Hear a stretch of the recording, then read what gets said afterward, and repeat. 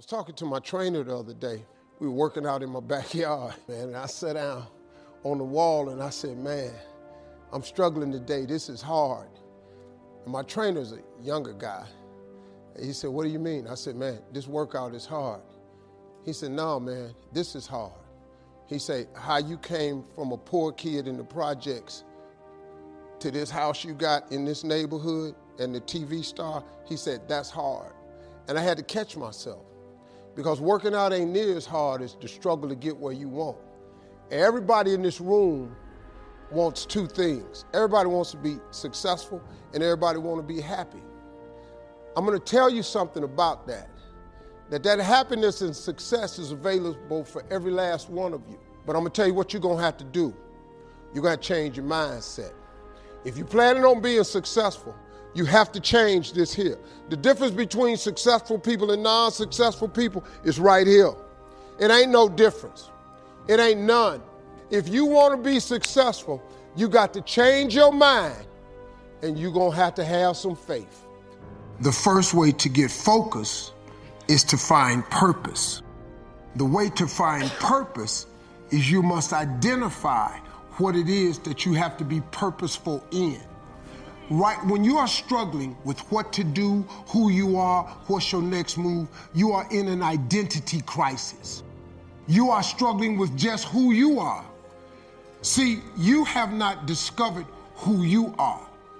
You have to discover who you are in order to move you forward. If no one ever gave you the directions, let me ask you something. When you get up in the morning, you go get in the car or you walk out your door, you have a destination in mind. If you go outside with no destination, what do? You wander around. Once you don't have a destination, you are going to wander around. You cannot get in your car without a destination. What do you drive?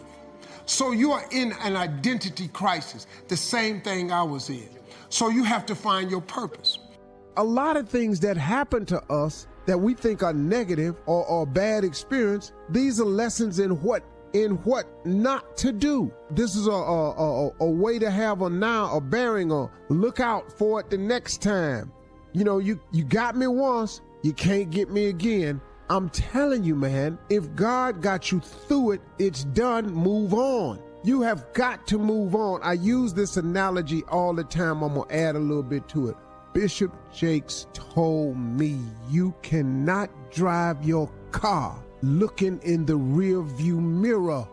I was talking to a young singer yesterday who I ran up into.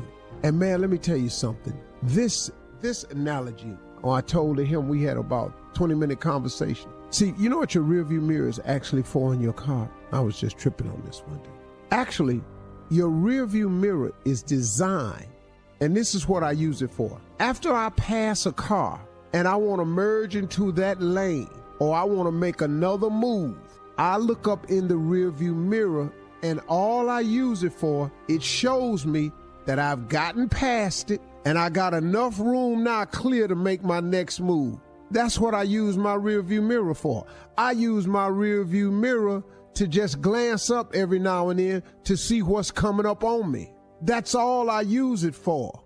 The rear view mirror, when you're passing through something, listen to me real close. Your rear view mirror on your car is after you're passing something or you're passing by something, you can look up in the rear view mirror and it lets you know you're past it. You're beyond it. It's clear now. It's in the past. You no longer have to deal with it as the car that was in front of you blocking your way. You have passed it. You look up in the mirror. You've cleared it.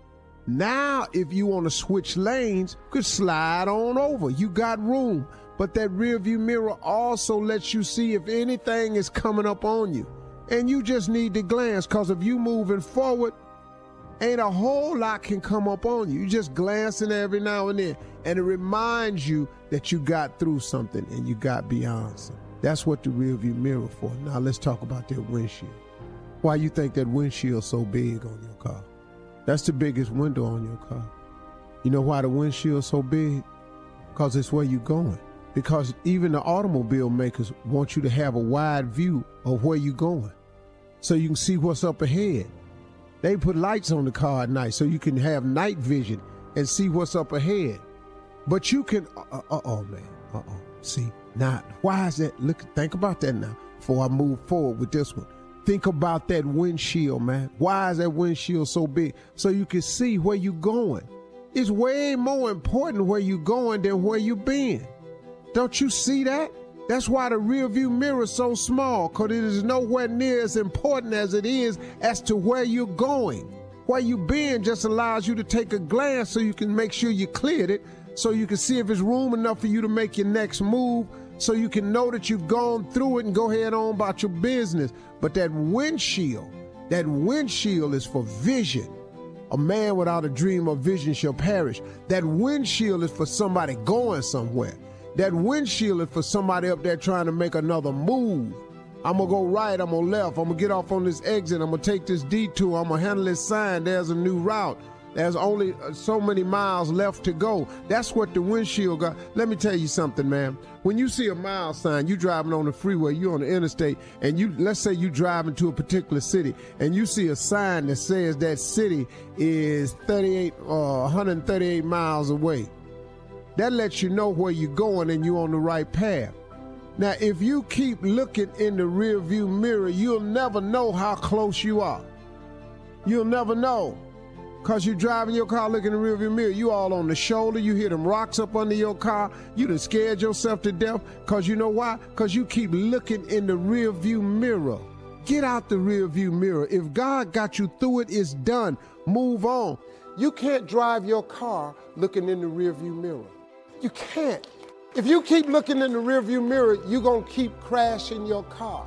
There's a reason why the rearview mirror is this big and the windshield is this big. That's a reason for it.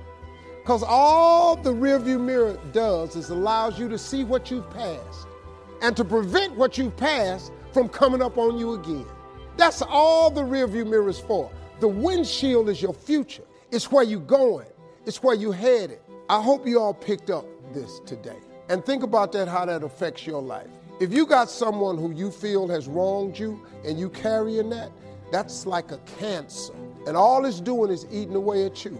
Do you know how many people I've had to forgive that have never asked me for forgiveness? You know how many people I just let go so I could just go where God had for me? Because I just ain't had no more time to spend no more time thinking about that. Let that be a lesson to you. You know what my father told me a long time ago?